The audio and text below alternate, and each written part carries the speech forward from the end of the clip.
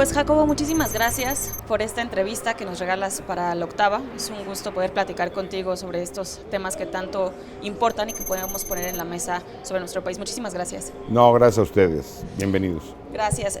Jacobo, pues yo quisiera empezar preguntándote, tú como experto en la materia, ahora como director del Centro Cultural Universitario Tlatelolco, ¿no? Felicitaciones también por ello. Gracias. Preguntarte a tu consideración, ¿cuál sería ese balance o esa reflexión que tú harías del momento en que estamos viviendo en materia de derechos humanos en nuestro país y por supuesto también ya entrados en el tema en materia de desaparición? Bueno, en tema de derechos humanos y no, pues más allá de mi percepción, lo dicen pues, los informes de organismos internacionales, estamos en una gravísima crisis de derechos humanos que se ha ido profundizando en los últimos 3 sexenios. Si la espiral de violencia iniciada durante el gobierno de Felipe Calderón en su momento no fue atendida, en el gobierno de Peña Nieto se profundizó esta y en el gobierno actual, a pesar de que el presidente diga que ya no hay impunidad, que ya no hay masacres, que hay respeto por los derechos humanos, la situación es dramática y muy grave. Las violaciones continúan, están más documentadas, la impunidad sigue siendo prácticamente absoluta, la reparación a víctimas sigue siendo un modelo fracasado, no hay verdad, no hay justicia y la violencia continúa. Particularmente en el tema de las desapariciones, bueno, parece que nos hemos ido acostumbrando a estas cifras ya monumentales. Si los 30,000 o 20 y tantos mil de final del gobierno de Calderón empezaban a horrorizarnos, pues hoy estamos en 100,000 personas desaparecidas, de menos de manera oficial. Y a esto habría que sumar, evidentemente, la cifra negra que podría, según los mismos colectivos, las mismas madres de desaparecidos, duplicar al menos la cifra. El gobierno reconoce cerca de 100,000 personas y ahí sí me gustaría hacer una precisión. La forma en que lo reporta el gobierno es una forma engañosa, o la Comisión Nacional de Búsqueda. Son 100,000 personas que permanecen desaparecidas, que no es lo mismo que el número de personas desaparecidas. Es decir, el número que vemos en la página de la Comisión Nacional de Búsqueda, en el registro, incluye solamente a las que no han sido encontradas, que no es el total del fenómeno. Si mañana se encontrara a todas las personas desaparecidas, esa cifra estaría en 0 y no sabríamos de qué tamaño es el fenómeno, o fue el fenómeno. Ojalá algún día podamos hablar en pasado de esto. Es decir, tenemos 100,000 personas que permanecen desaparecidas, que esa información se alimenta de las fiscalías de los estados y de la Fiscalía General de la República. No sabemos tampoco qué falta de las fiscalías, es decir, no sabemos qué fiscalía ha entregado hasta qué año, si está completo el año, porque de repente aparece la fiscalía de tal estado entregó 2018 y 2019, por ejemplo, en la misma página. No sabemos si entregó completo o es una entrega parcial. No sabemos si años anteriores están capturados o no. No sabemos si los actuales están capturados. Es decir, no hay una transparencia sobre qué información está ya incluida en el registro, qué falta de cada fiscalía, no lo sabemos. Y aparte van descontando, como si se pudiera descontar de un total de personas desaparecidas, personas que han sido encontradas con vida o sin vida que fueron desaparecidas. Entonces, hay un engaño por parte de las autoridades, que es un avance de lo que se tenía con Calderón y con Peña, sí, pero siguen maquillando las cifras de desaparición. La falta de información sí es de las fiscalías tampoco tienen, la Fiscalía General de la República, el censo de cuerpos en espera de ser identificados. Esa información la han conseguido los colectivos, las madres, a través de solicitudes de acceso a la información, trabajos periodísticos, el censo de fosas. Todo eso es obligación de la Fiscalía General de la República, que ha decidido casi abiertamente no cumplirlo y parece no importar a nadie. O sea, los escándalos que hay alrededor de la Fiscalía son muchísimos y estos parecen no ser relevantes, ¿no? En el discurso de la opinión pública. Son muy graves, la Fiscalía se ha negado a colaborar. El encontronazo que ha habido entre la Comisión Nacional de Búsqueda y la Fiscalía General de la República es público, se ha hecho manifiesto en entrevistas por parte de menos de la Comisión Nacional de Búsqueda y la Fiscalía se ha negado a tener la información y no tenemos la información al día tampoco. Y vamos ahí al otro tema. Una vez identificados, ¿no? Supongamos, o una vez encontrados cuerpos, restos, la identificación es otra crisis. La crisis forense en México, igual hablamos de cifras de 53,000 cuerpos sin identificar, pero con esto que me estás contando, las cifras podría ser, la cifra negra puede ser todavía mayor. Sí. Y el reto. Claro, el reto es enorme y bueno, países que han abordado esto de manera seria se tardan décadas en resolver esto. Aquí ni siquiera hemos empezado. Se creó, fue todo un logro de los colectivos de las madres crear el mecanismo extraordinario de identificación forense, que en el diseño tiene problemas porque se tiene que seguir articulando con la Fiscalía General de la República y las Fiscalías de los Estados, que no tiene el presupuesto necesario, a pesar de que el presidente y el secretario de Gobernación y Alejandro Encinas repitan una y otra vez que el tema de personas desaparecidas es la prioridad número 1 de este gobierno, eso no se refleja en temas presupuestales.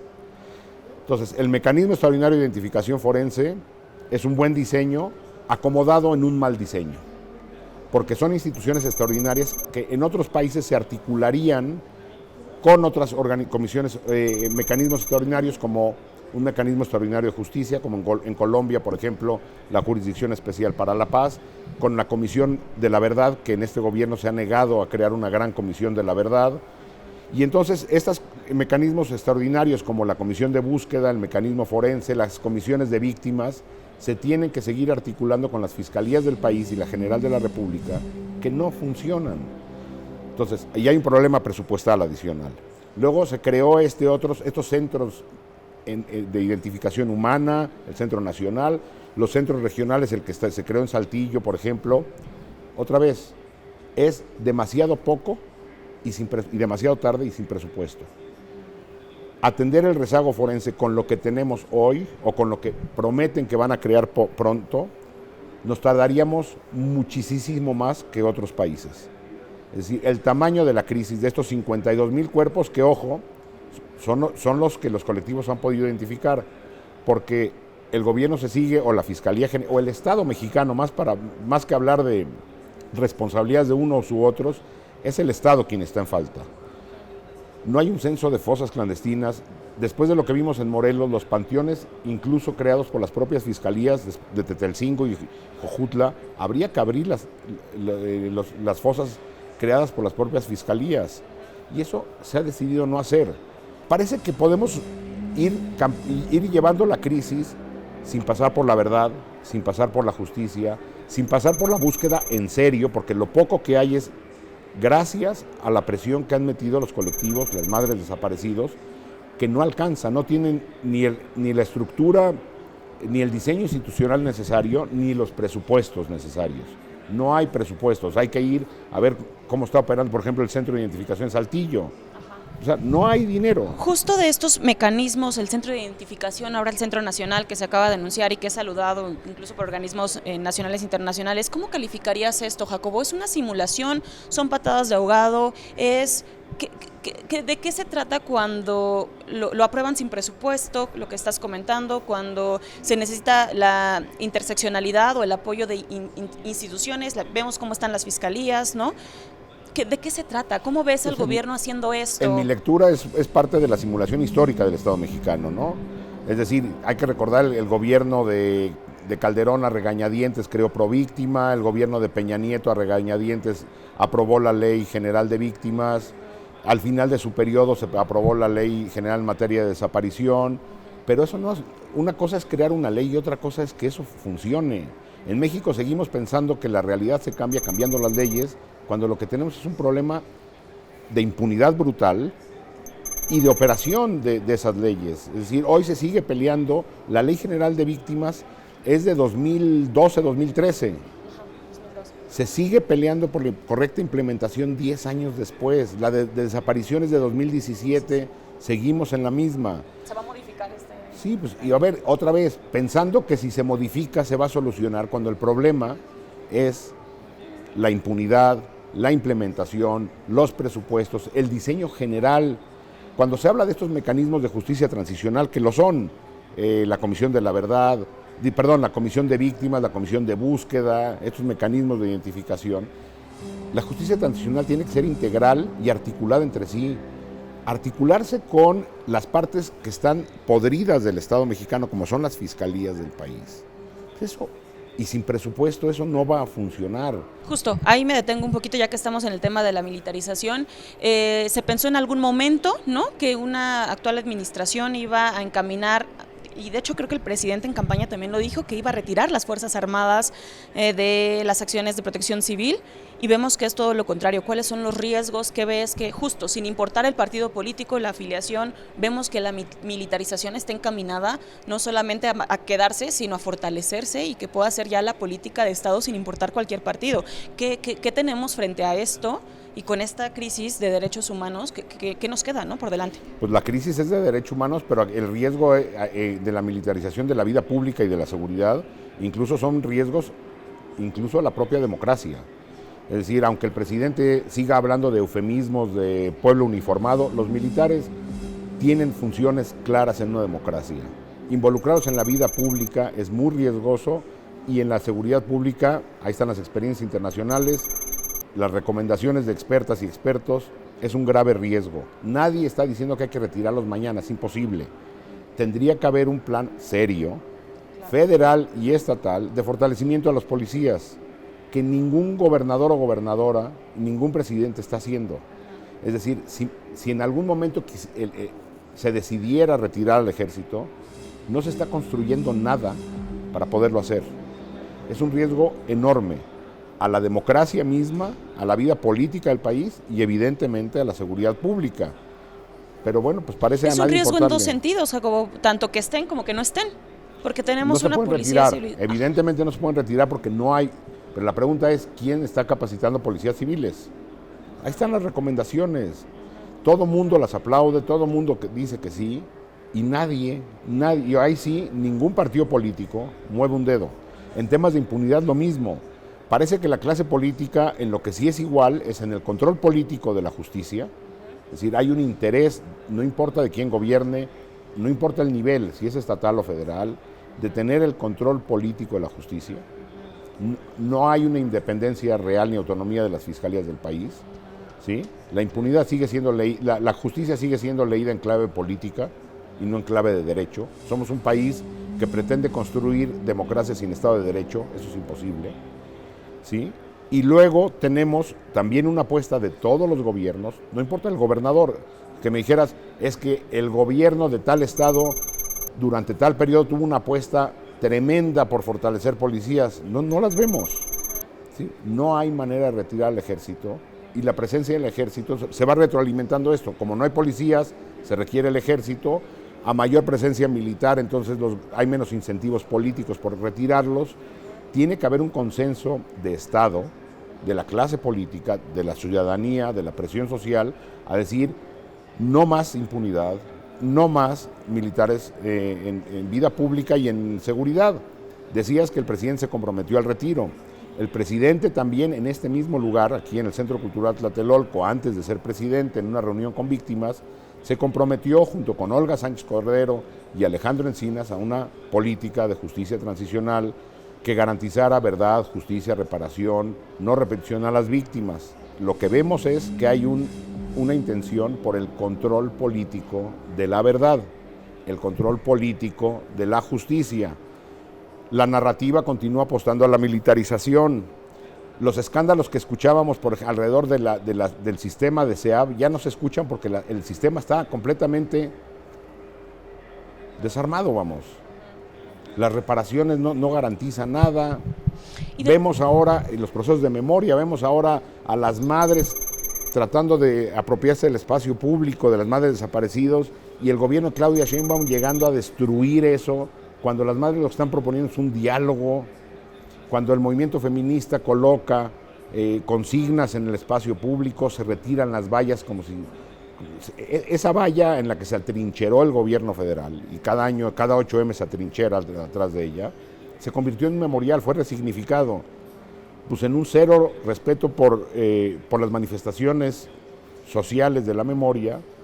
Pues Claudia Sheinbaum retira las fotos de personas desaparecidas diciendo que ahí iba a haber un ahuehuete o no sé qué. Pues que esté el ahuehuete y que sea un espacio de memoria, o que se dialogue con las madres y se busca un espacio de memoria para las personas desaparecidas en la Ciudad de México.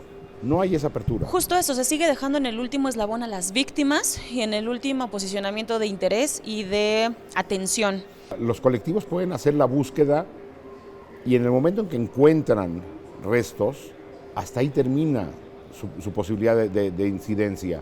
A partir de ahí le toca al Estado. Entonces, también hay una frustración de decir, en México las madres buscan, pero el Estado no encuentra.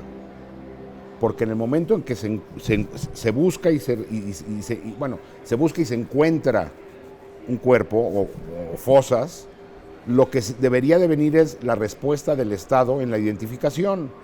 Bueno, otra de las obligaciones de la Fiscalía General de la República que se ha negado a hacer es la base de datos central de personas, del ADN, de los familiares de víctimas, de las personas que se van encontrando.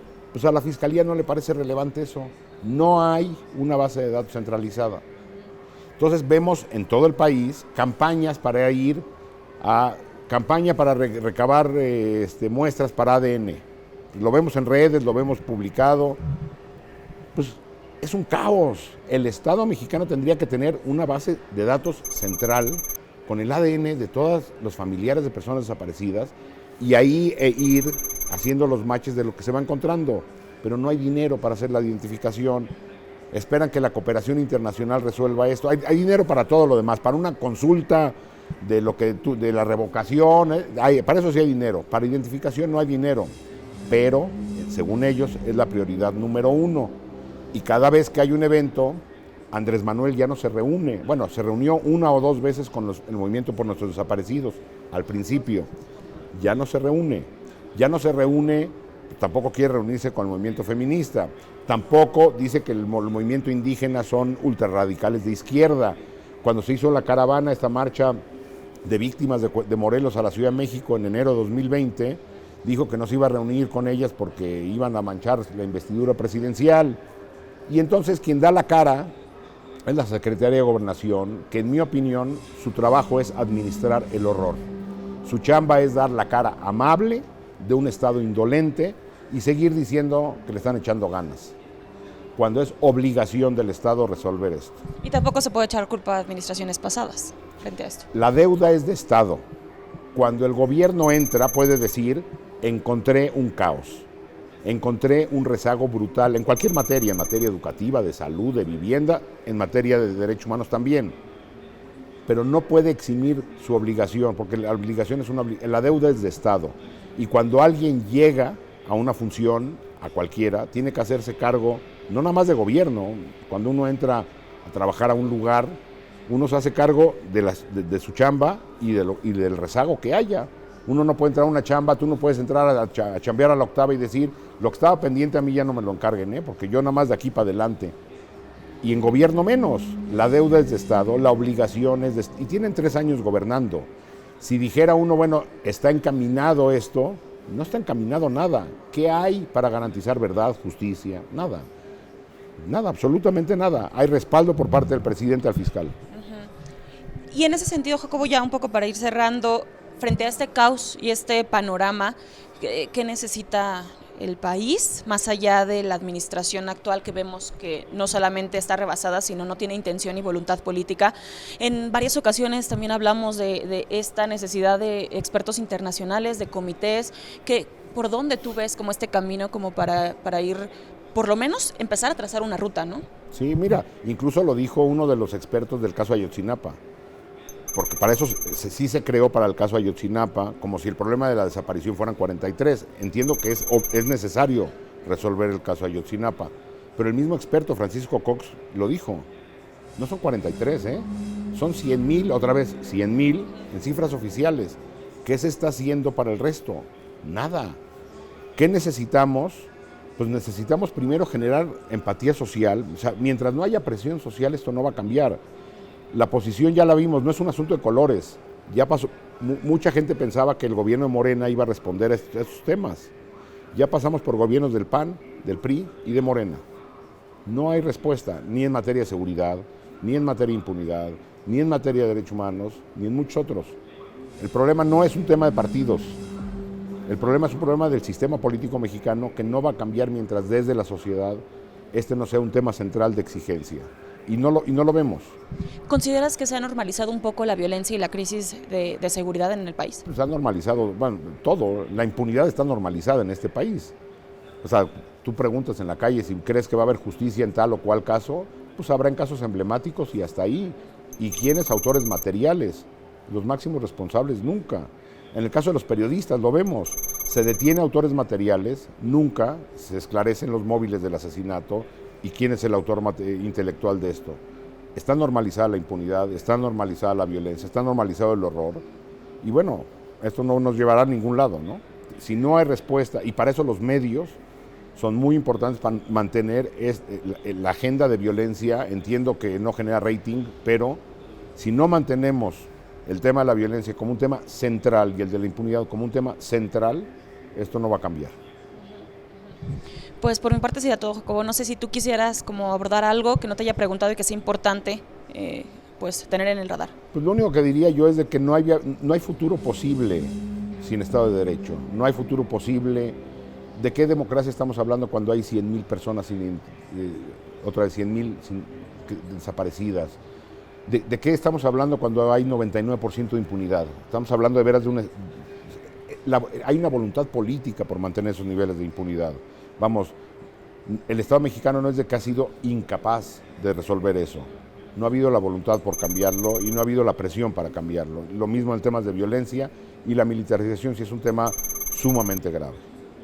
¿Adviertes que podamos seguir creciendo en estas condiciones? Sin duda. O sea, pensar que va a haber reducción de la violencia, que va a haber mayores índices de justicia por arte de magia, eso no va a ocurrir.